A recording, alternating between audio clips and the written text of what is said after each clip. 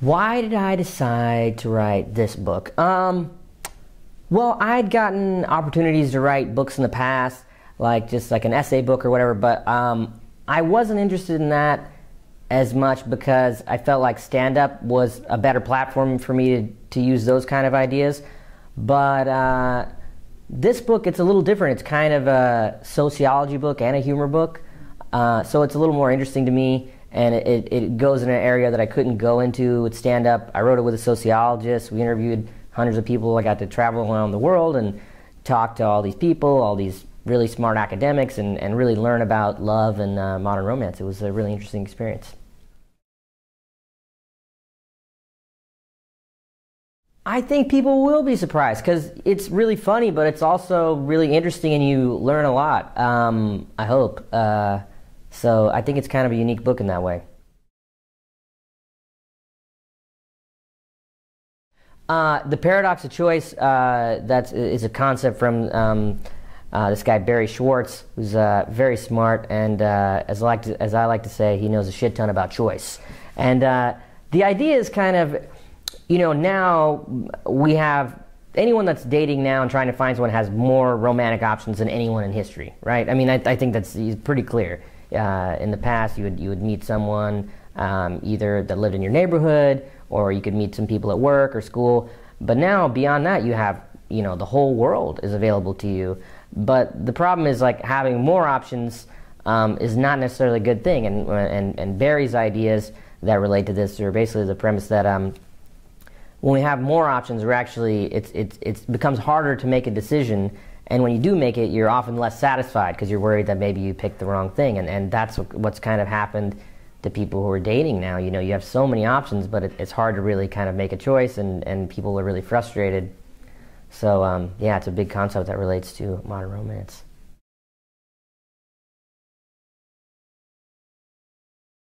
I think technology, for all the aspects of technology that are involved with modern romance, there's a good and a bad. The good is, if you meet someone at a party and you don't exchange their info, you can look them up on Facebook and you can get in touch with them, and maybe that'll spark into a beautiful romance. The bad is, you're a woman and some dude you met at a party looks you up on Facebook and then just sends you a photo of his penis.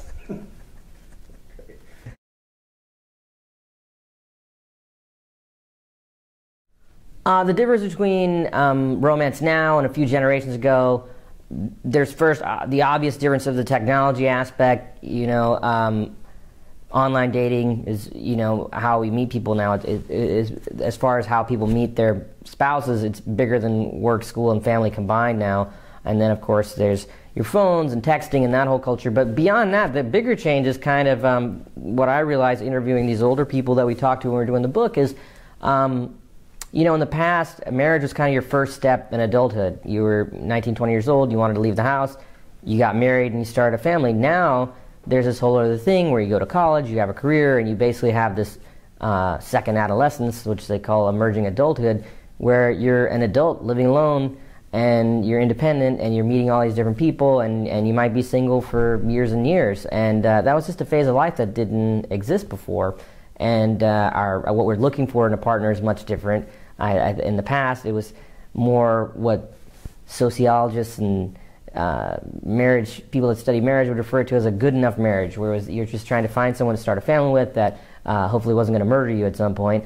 And now you're trying to find a soulmate, someone that makes you happy every second.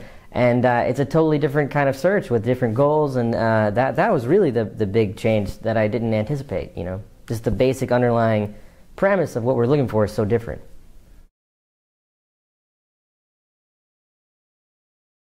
What I learned about sexting doing the book was that it's so prevalent. It's insanely prevalent.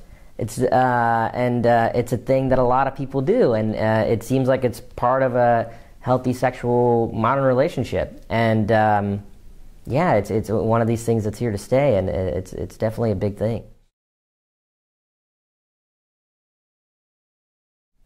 I'd say, I'm pretty optimistic about the stuff in general. I mean, it depends on how you want to look at things. Ultimately, my big takeaway from the book is like, oh, no matter whatever tools you have or anything to find someone, it's ultimately about meeting this person and spending time with them in person and trying to make that real connection. And that's all it's about, right?